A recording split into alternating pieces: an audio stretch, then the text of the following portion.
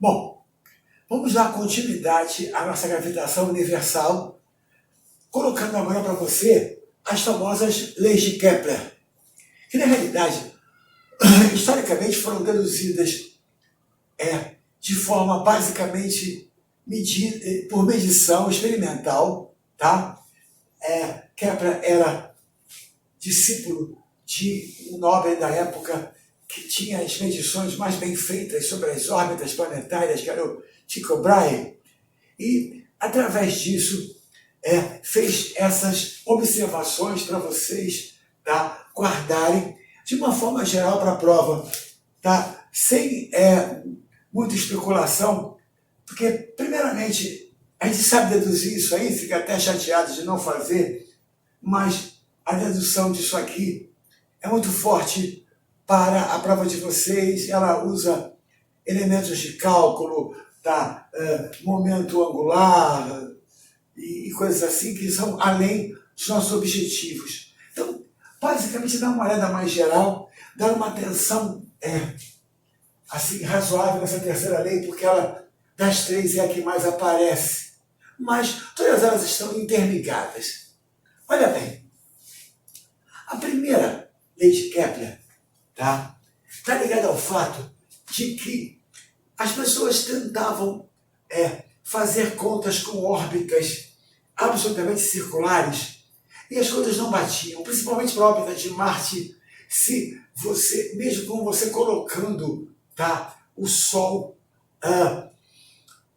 com alguns planetas ao redor dele e a Terra não, porque na época, você sabe, a ideia da igreja é que a Terra era o centro do universo e que a gente estava parado e tudo rodava ao redor, tá?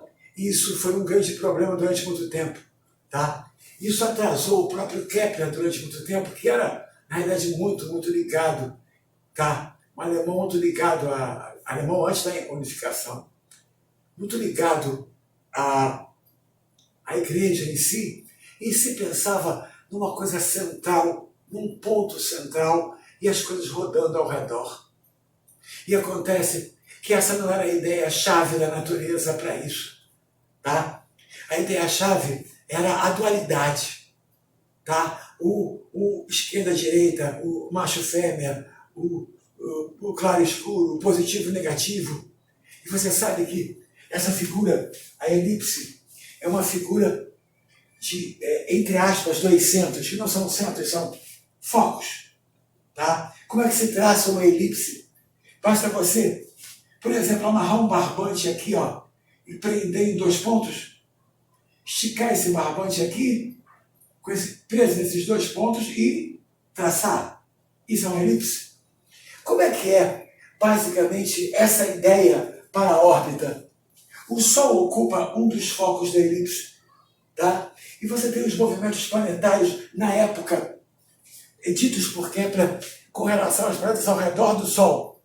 Hoje nós sabemos que isso vale para qualquer sistema, tá? De um corpo central com outros gravitando, ou seja, outros sóis, outras estrelas e seus planetas, os planetas e suas luas, tá? Isso vale para todo o sistema orbital.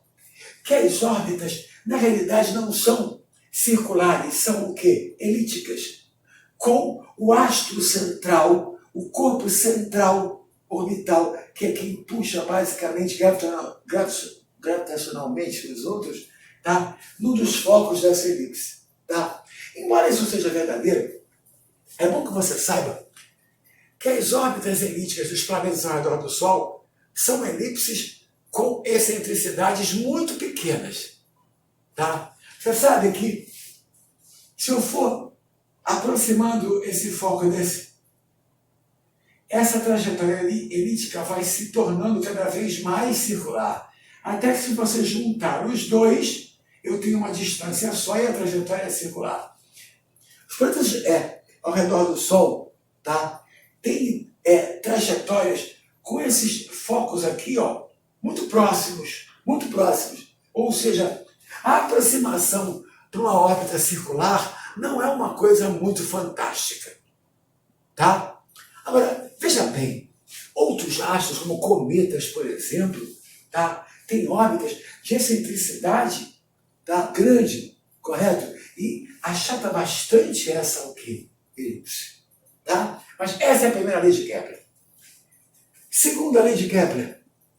Repara, imagina um raio vetor posição, raio vetor orbital.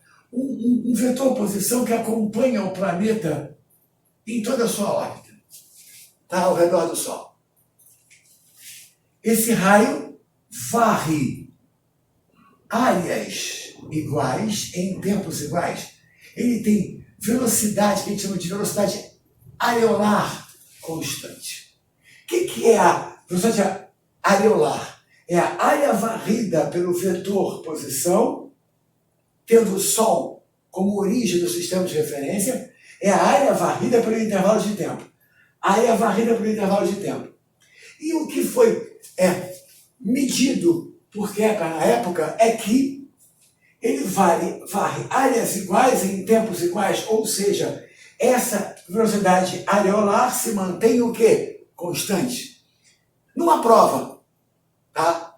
Se ele disser que o tempo T1 e o tempo T2 aqui são o quê? Iguais, a área A1 é igual à área o quê? A2. Tá? E o que isso tem aqui de menos interessante que a gente vai conseguir demonstrar mais ou menos, tá? Na terceira lei de Kepler? Olha bem, a região aqui mais próxima do Sol, que a gente costuma chamar de a região do periélio, que é o ponto do trajeto que é mais próximo do Sol, o mais afastado, afélio. Periélio e afélio. Nessa região, tá? Pensa bem, como o raio vetor é menor, para formar uma mesma área que essa, ele tem que andar, o planeta tem que andar mais rápido. Ou seja, essa região mais próxima do Sol é uma região de velocidades maiores e essa de velocidades o quê? Menores. Então o planeta, tá? Essa órbita é tão pouco elíptica, é tão próxima da circular, que isso está incluído no movimento circular uniforme. Para outros astros que realmente formam essa trajetória mais elíptica, tá? É importante que você saiba que a velocidade do astro mais próximo do corpo central é maior e aqui é menor. Ou seja, se eu marcar uma velocidade orbital aqui, deixa eu escolher o sentido horário.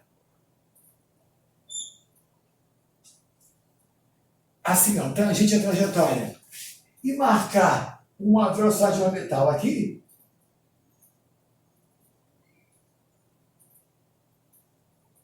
essa velocidade tem que ser menor que essa. É fácil de ver, né? Repara, como o raio vetor aqui é maior, tá? Correto? Esse arco é bem menor que esse para um mesmo intervalo de o quê? De tempo. Então aqui ele anda mais devagar, aqui ele anda mais rápido. Certinho, gente? Tudo bem? Só para a gente ir levando. E vamos à terceira lei, tá? Para que você conheça logo as três. Gente, é um assunto que um dia, se você for estudar um pouco mais disso no nível superior, você vai ver que ele é vasto, tá? E bem interessante. Mas, para a prova de vocês, tá? Fazer isso seria uma perda de tempo. Então vamos no mais geral. O que é a terceira lei? Que é, no fundo, a que mais cai em prova para vocês. Tá? A terceira lei diz o seguinte, que a razão entre os quadrados dos períodos orbitais, tempo para dar uma volta completa, o que dos planetas ao redor do Sol a gente chama de um ano. Tá? Repara, Terra, para dar uma volta ao redor do Sol, tem um tempo que a gente chama de um ano. Esse tempo é o período. Que esse período ao quadrado, dividido pelo raio médio de órbita, que seria na realidade o semi-eixo maior, tá? O raio do semi-eixo maior dessa elipse. Mas, tá? Como as coisas são muito próximas do circular, aproximando, para uma trajetória aproximadamente circular, que os períodos orbitais ao quadrado, divididos pelos raios de órbita ao cubo, são constantes.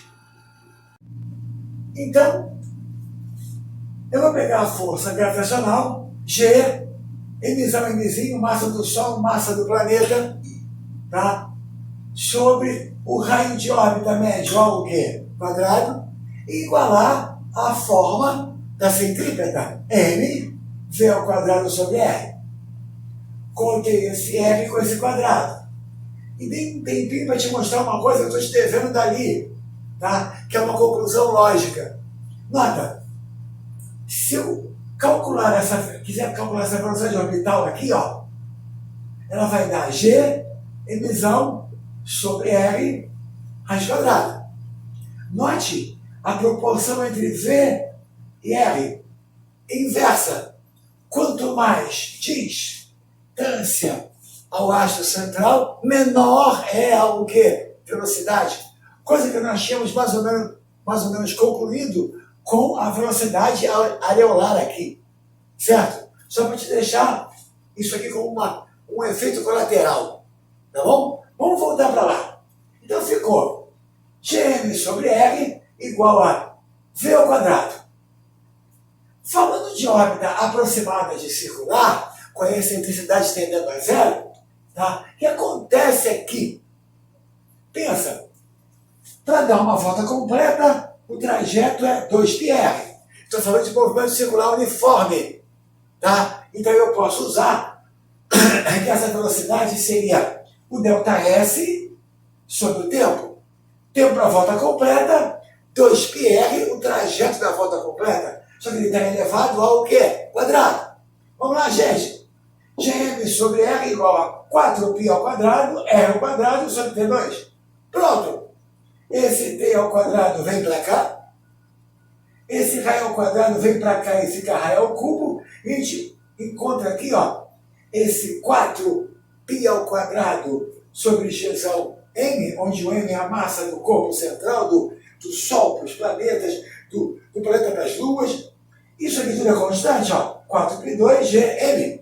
Portanto, essa constante é conhecida como constante de Kepler, tá? E os períodos orbitais ao quadrado, dividido pelos raios orbitais ao cubo dos astros que estão ao redor de um mesmo corpo central, tem uma razão que se mantém o quê? Constante. Essa é a terceira lei de Kepler. Certo? Vamos lá, gente. Fazer mais umas questõezinhas gerais de gravitação para poder fechar o assunto. Nós três, formando 8 questões. Tudo da SpaceX hoje. Tá? Vamos lá. A primeira. 2 satélites, A e B, giram ao redor da Terra. Tá? Com órbitas circulares de raios R e 4R. 2 satélites ao redor da Terra. Satélites, pode ser de comunicação. R e 4R, respectivamente. O período de revolução do satélite B em relação ao satélite A, ou seja, período de B sobre o período de A, é sempre o primeiro sobre o segundo. Tá? Então vamos lá. Qual é a lei que você sabe que envolve períodos e raios? A terceira lei de Kepler, que o período ao quadrado sobre o raio orbital ao cubo se mantém o quê? Constante. Portanto, questão da SpaceX, vou acertar aqui. Período de B ao quadrado sobre o raio de B, que é 4R, ao cubo, igual a período de A ao quadrado sobre o raio de A, que é R, ao cubo. Trouxe para cá o TA, levei para cá esse, olha, 4 ao quadrado, 64, R3. Contei com R3. Período ao quadrado de B sobre o período ao quadrado de A dá 64. Está aí a raiz do sistema. Ou seja, período de B sobre o período de A, 8. 8 vezes maior. Letra B. O que tu achou? Belezinha. Olha a outra da SpaceX também. Tá? SpaceX também. Tá legal? Acompanha. Considere que o planeta Marte tem 1/10 da massa da Terra. 1/10 da massa da Terra. E um raio igual à metade do raio do nosso planeta. Ou seja, Marte tem 1/10 da massa e raio igual à metade da Terra. Se o módulo da força gravitacional sobre um astronauta na superfície da Terra, aqui, vale 700 newtons, quanto vale na superfície de Marte? Olha, vamos lá. Força gravitacional, G mzinho sobre R ao quadrado. Aqui na Terra ela vale 700. Qual é a relação? G, massa da Terra, massa do astronauta sobre o raio da Terra ao quadrado. Ele quer saber isso aí em Marte. Essa força que seria o peso do cara em Marte. Tá? G é o mesmo. Tá? Repara, quem é a massa de Marte que deveria entrar aqui? 1/10 da massa da Terra. Agora é massa de Marte, ele está em Marte. A massa do astronauta é a mesma. E o raio de Marte, metade do raio da Terra. Olha aqui, esses dois ao quadrado viram 4. Vem para cima. E o 10 embaixo. Ficou 4/10 ou 2/5, tá? De quê? De MT/MA sobre RT ao quadrado. O que é isso? É o peso do cara na Terra? Ou seja, quem é a força em Marte? É 2/5 da força na Terra?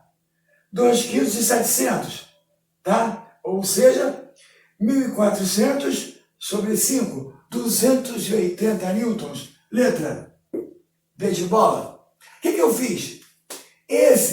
Vamos lá, olha só. Força gravitacional sobre o astronauta na superfície da Terra. É o peso dele aqui. 700. Quanto é o peso dele em Marte? O que eu faço? Aqui tinha que ser G, massa de Marte, massa do astronauta, sobre o raio de Marte ao quadrado. Saí substituindo. No lugar da massa de Marte, massa da Terra sobre 10. No lugar do raio de Marte, raio da Terra sobre 2. Pronto. Pintou aqui o 2/5 da força na Terra. Acabou. Letra B de bola. Tá? Mais uma. Tinha o texto. Cansei de escrever. Vamos lá, vê se você consegue ver para mim como é esse negócio. Ele te dá o raio da Terra. Dá o raio da Terra. E diz que o G na superfície da Terra vale G. G. Tá? Pergunta. Aqui, altura. A gravidade vai ficar 1/9 do que é na Terra. Aqui, altura. Gente, vamos fazer primeiro de cabeça? A gravidade e a distância ao centro são inversamente o quê? Proporcionais. Se eu quero que esse aqui fique 9 vezes maior, esse vai ficar maior ou menor? Maior. Porque eles são inversamente proporcionais. Se aqui é sobre 9, aqui é vezes 3. A distância ao centro tem que triplicar. Então a distância tem que ser 3 vezes o raio da Terra. Mas ele pediu a distância ao centro ou pediu a altura? Pediu a altura. Então se a distância ao centro é 3 vezes o raio da Terra, a altura é 2 vezes o raio da Terra. Como ele falou em 6.400, letra B, 2.800. Usando a matemática. Tá? Muito bem. G na superfície da Terra. Olha aqui, G na superfície da Terra. Gzão, massa da Terra sobre R ao quadrado. Ele quer um G' lá no alto, mais longe, igual a G sobre 9. Quem vai ser esse G lá longe? Mudou um Gzão universal? Não. Mudou a massa da Terra? Não. Mudou foi a distância. Quem passa a ser a distância? O raio da Terra mais a altura. O raio da Terra mais a altura. Certo, gente? É a nova distância. Muito bem. Vamos dividir o de cima pelo de baixo. Fica G sobre G'. G sobre G'. G sobre 9. Igual ao G na superfície da Terra e o G na altura H. Certo? G sobre 9. Por favor, conta o G com G. Cuidado, hein? Fica 1 sobre 1/9. 1 sobre 1/9, 9. Como sendo a primeira, multiplica pelo inverso da segunda. Aqui, ó, conto GMT com GMT. Cuidado! Mantenha a primeira, multiplica pelo inverso da segunda. O RT mais H sobe ao quadrado. Então ficou 9 igual a RT mais H ao quadrado sobre RT ao quadrado. O que eu posso fazer para ficar mais fácil isso aqui? 9 é um quadrado perfeito? Esse troço tem que ser positivo? Então extrai a raiz dos dois lados para poder facilitar. Olha lá, raiz de 9, 3. Raiz desse é só tirar o quadrado. Vai ficar 3 igual a RT mais H sobre RT. Olha lá, gente. 3RT igual a RT mais H. RT vem negativo. Tá? H igual a 2RT. Então, 2 vezes 6.400. 12.800. Tá? Fizemos mais 3. Certinho? Tranquilinho? Abraço então, gente. Tchau.